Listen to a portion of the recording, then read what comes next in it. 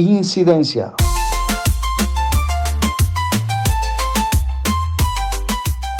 Saludos y bendiciones con usted, Incidencia, el boletín informativo semanal del Instituto Patmos. Incidencia.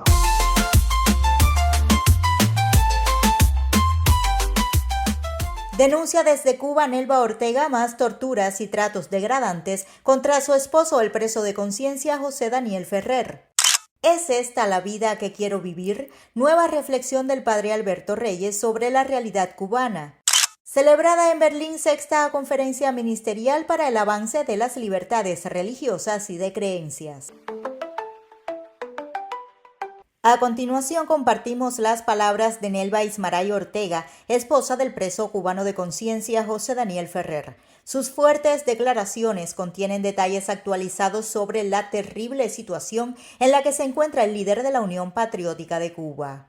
Les habla la doctora Nelva Ismaray Ortega Tamayo, activista y esposa del líder de la Unión Patriótica de Cuba, valiente defensor de los derechos humanos, José Daniel Ferrer García. El pasado viernes 4 de octubre del 2024 me dirigí con nuestro hijo de 5 años, Daniel José, y mi hijastra Fátima Victoria, una vez más a la prisión de máxima severidad Mar Verde, aquí en Santiago de Cuba, con la intención de verlo durante la visita familiar reglamentaria, y nuevamente nos negaron ese derecho. Solo aceptaron el depósito de la java con los alimentos y productos de higiene.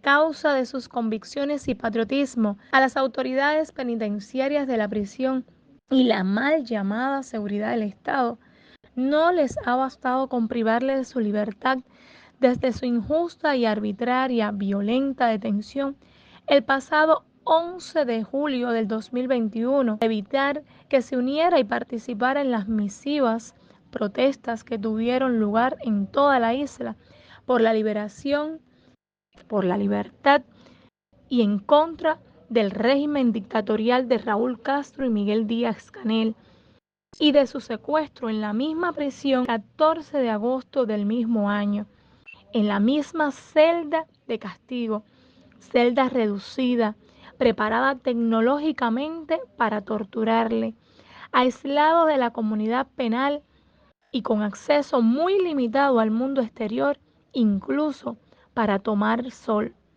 bajo condiciones inhumanas, crueles, deplorables y degradantes, siendo víctima de maltratos y de violencia tanto física como psicológica, así como de difamación ante los medios oficialistas del régimen, sin darle derecho a defenderse. Sin acceso a una alimentación digna, allí se alimenta con los pocos alimentos que gracias a la familia en el exterior podemos llevarle. El mayor tiempo con agua no potable que apenas le alcanza, sin atención médica y estomatológica, y con la sola compañía de los mosquitos y otros vectores, con los mismos problemas de salud inducidos allí, sumándose a hace más de un mes un fuerte dolor en el brazo derecho, indicando un desgarro en el tríceps, lo que le provoca, aparte del dolor ante el movimiento, escribir con dificultad y lentitud, según nos contó el arzobispo Monseñor Dionisio durante su visita en septiembre.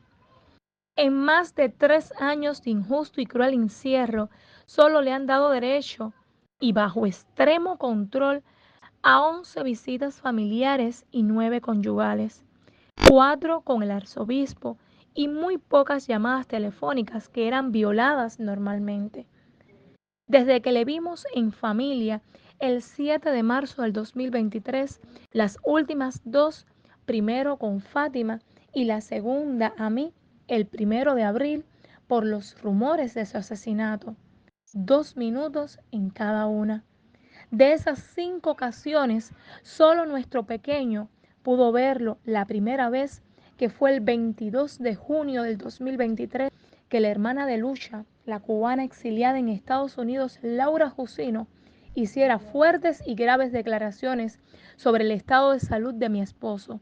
Hace 1 año y más de 3 meses que Daniel José no puede disfrutar de su papá, y ha sido muy duro pues no solo ha repercutido en la escuela, al estar triste, desconcentrarse luego de las negativas en cada visita, a pesar de que es muy inteligente, pero también ha sido incluso con su salud, ha repercutido en su salud. Ejemplo, el volver a orinarse en la cama después de la última visita en septiembre que vio al represor jefe de la prisión, teniente coronel Vladimir Pineda Guerra, quien inició la golpiza el pasado 9 de diciembre del 2022 a mi esposo, mientras se encontraba esposado, exigiendo la entrega de 3 de las cartas que por primera vez le habían permitido escribir. Todo este acto vandálico, violento delante del niño, el cual no solo vio a este esbirro, sino a otros golpeando a su papá, entre ellos el represor segundo de enfrentamiento de la policía política, el que se hace llamar Mayor Julio Fonseca, conocido por ser abusador y golpeador de mujeres de la oposición política pacífica. En este último, en esta última visita, a las 6:30, bajo la lluvia, ese viernes 4 de octubre, tuve que prácticamente sabiendo ellos que estaba con Fátima y con Dani, tuve que manifestarme afuera de la prisión exigiendo verle o que me dieran razones, pues temprano me dieron una carta en la cual él refería que no había recibido nuestras cartas anteriores, noticias de la familia, que si no recibía respuesta de ese escrito, no recibiría los alimentos ni nada y comenzaría una huelga de hambre. Imagínense la preocupación, cómo nos invadió y no podíamos irnos sin respuesta alguna. A esa hora en que allí solo la compañía que teníamos era la de los mosquitos, que no nos quedaba alimentos y transporte allí, no hay en ese horario.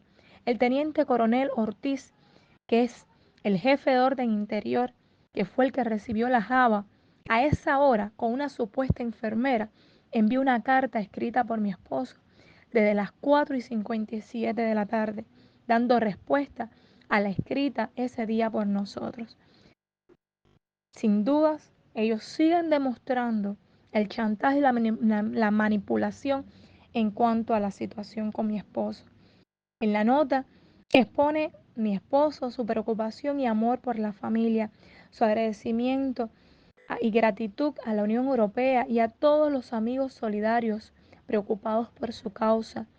Y en la primera, que sería genial lo del premio Sájarov. La dictadura Castro Canel se ha empeñado durante todo este tiempo en enterrarle en vida y matarle lentamente, con el objetivo de que acepte el destierro, y él no ha dejado ni por un instante de reafirmar su postura enérgica de preferir morir en prisión antes de aceptar salir del país, sin perder la valentía, el coraje, sus principios, convicciones y exigiendo sus derechos y libertades violadas, así como la del pueblo cubano por más de 65 años. Exigimos al dictador Díaz Canel y a Raúl Castro una vez más muestras de vida de mi esposo José Daniel Ferrer García y dejarles claro su responsabilidad por su integridad física y psicológica. Seguiremos exigiendo fe de vida, contacto directo con él, como es preceptivo por ley y de lo que hemos estado privados durante todo este tiempo. La restitución de sus derechos humanos y carcelarios, así como su libertad inmediata e incondicional y la de todos los detenidos y presos políticos, pues en mayor a menor medida los están aniquilando cruel y lentamente de lograr que acepte el destierro a pesar de saber que prefiere morir antes de abandonar su tierra. Lo hacemos responsables por todo el daño causado y por lo que continúen haciéndole, pues no han dejado de violar sus más básicos derechos, generando incertidumbre y dolor en todos, familia y sobre todo en él en carne propia. Y pedimos solidaridad internacional a todos los amigos solidarios, organizaciones, parlamentos, a todos para lograr salvar preciadas vidas de tantos valientes cubanos que corren en su vida peligro, sobre todo la de mi esposo, es quien más está sufriendo en carne propia la crueldad de la prisión castrocomunista. Libertad para José Daniel Ferrer y para todos los presos políticos. Patria, vida, justicia y libertad, con Dios siempre delante. Abajo la dictadura castrocomunista Canel. Incidencia comparte hoy la reciente reflexión del párroco de Esmeralda en Camagüey, el padre Alberto Reyes. ¿Es esta la vida que quiero vivir? La pregunta que todos debemos hacernos antes de apoyar una causa. Así sabiamente lo expresa. Escuchemos. Soy el padre Alberto Reyes y he estado pensando en la necesidad de pensar. Nada en este mundo se sostiene sin apoyos. Un líder, sea dictador o no, un sistema político, una ideología, no pueden establecerse, fortalecerse, perpetuarse ni sobrevivir sin personas que se entreguen a la tarea de sostenerlos. Cuba no es la excepción. Este sistema se mantiene porque todavía mucha gente pone de su parte para darle vida, por varios motivos. Hay quien todavía cree en la bondad de la revolución y está convencido de que es el mejor proyecto para este país. Por otro lado, una de las cosas más difíciles para el ser humano es el cambio interior, cambiar sus ideas, sus criterios, su visión de la realidad. Otros están comprometidos con las estructuras de poder, están vinculados por su trabajo a los órganos vitales de este sistema. Y no podemos descontar el miedo, no solo el miedo ambiguo y abstracto a lo que me pueda pasar, sino el miedo concreto y real a la represión, al castigo inmisericorde. Cada uno es libre de tomar sus decisiones y de arrimar el hombro para sostener la causa que quiera. Pero esa libertad no puede justificar el que la persona no piense, no evalúe la realidad y no saque conclusiones con base en lo que está viviendo. Porque puedes amar a esta revolución desde lo más profundo, pero acepta que esta revolución te mantiene en una vida miserable, donde ni tú, ni tus hijos, ni tus padres tienen lo básico resuelto, ni la comida, ni los medicamentos, ni el transporte, ni el dinero necesario, ni la libertad de expresión. Puede ser muy duro para ti cambiar tus criterios y admitir que creíste y te sacrificaste por un espejismo, pero llevamos 65 años construyendo un mañana mejor que no llega, un futuro brillante que no aparece, una nación próspera que está cada vez más en ruinas. ¿Cuántos años más necesitas para darte cuenta de que no va a ocurrir lo que te han prometido? Es complicado estar comprometido con este sistema y ser militar, policía, de la seguridad del Estado, boina roja, avispa negra, agente encubierto. Pero nada de eso evita que tú y tu pareja y tus hijos y tus padres sufran los cortes de luz, los mosquitos, el calor. Nada de eso evita que se te eche a perder la leche del desayuno o que no encuentres el medicamento necesario.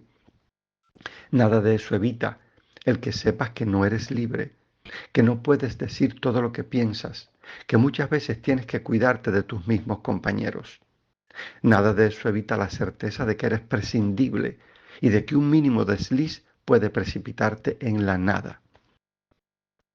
Puede que el miedo sea comprensible y tenga bases reales, pero eso no niega que vivir en el miedo es optar por la esclavitud y que tanto el miedo como la esclavitud aprenden a echar raíces, entre las cuales aprendemos a acomodarnos, justificando nuestra inercia y esperando a que otros vengan a salvarnos la vida.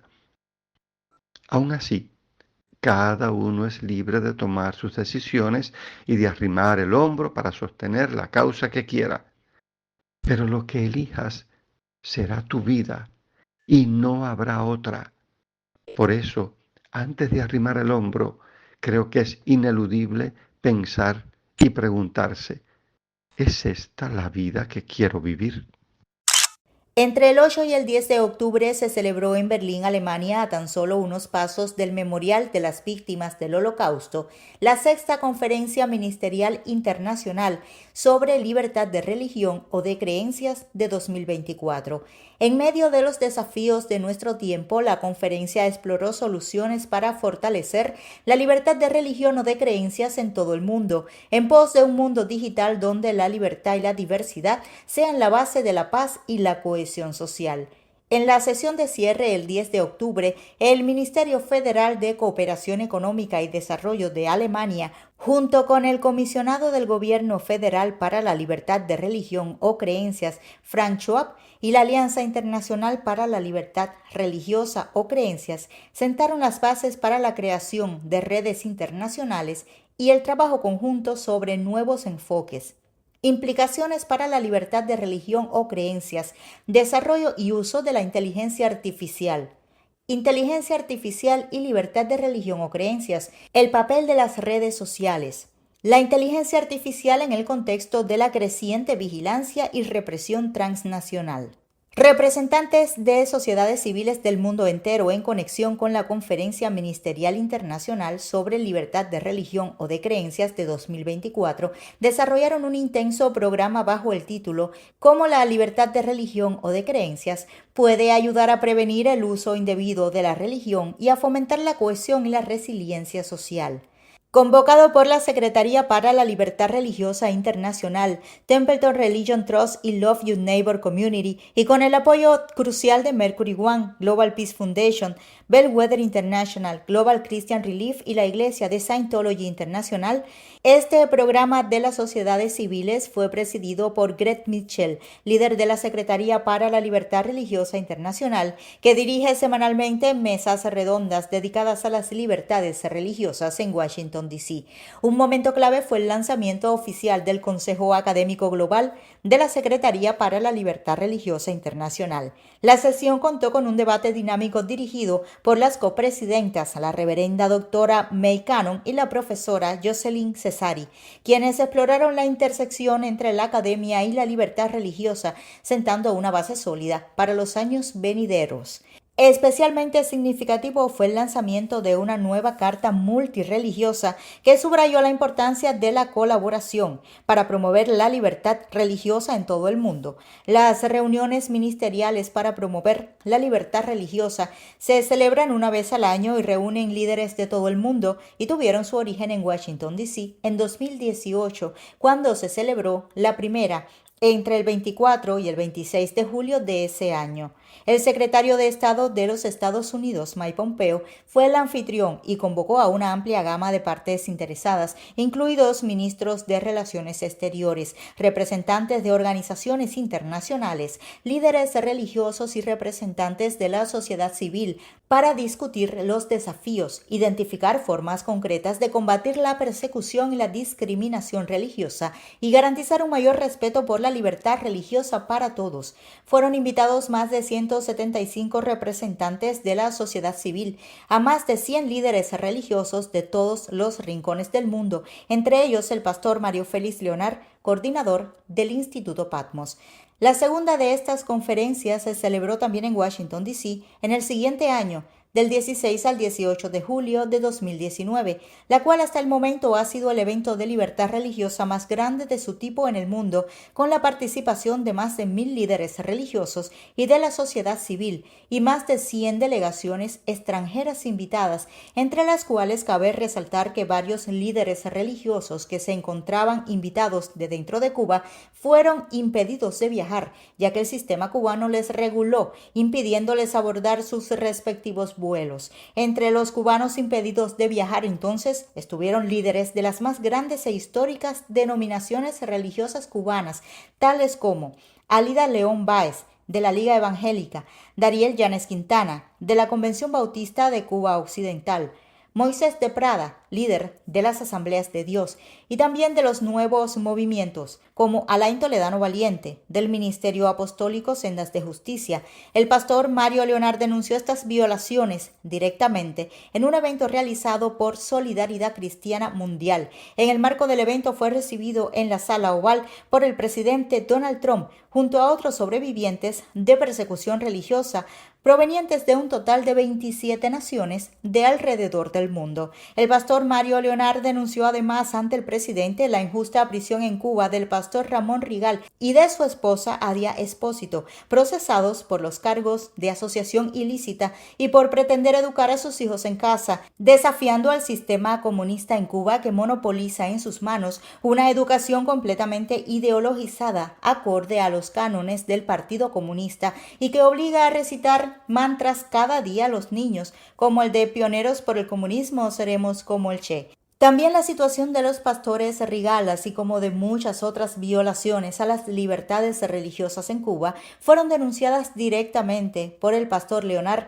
en reunión privada con el entonces secretario de Estado Mike Pompeo y también con el señor Sam Brownback, entonces embajador de Estados Unidos para las libertades religiosas en el marco de esa segunda Conferencia Ministerial Internacional para el avance de las libertades religiosas en el mundo.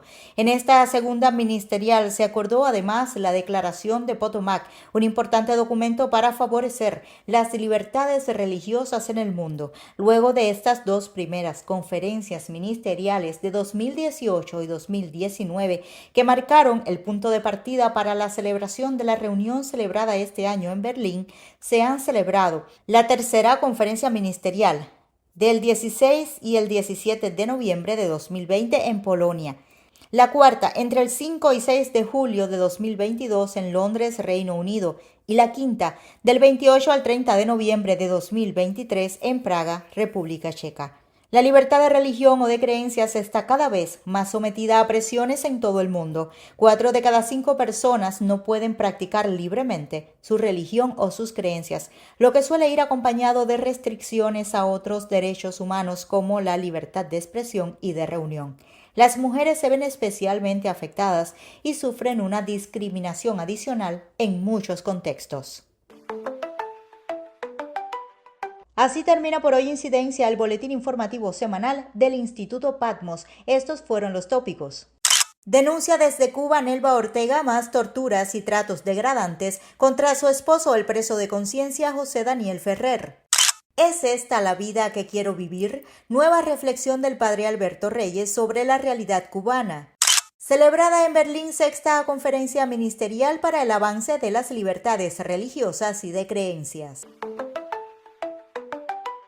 Incidencia.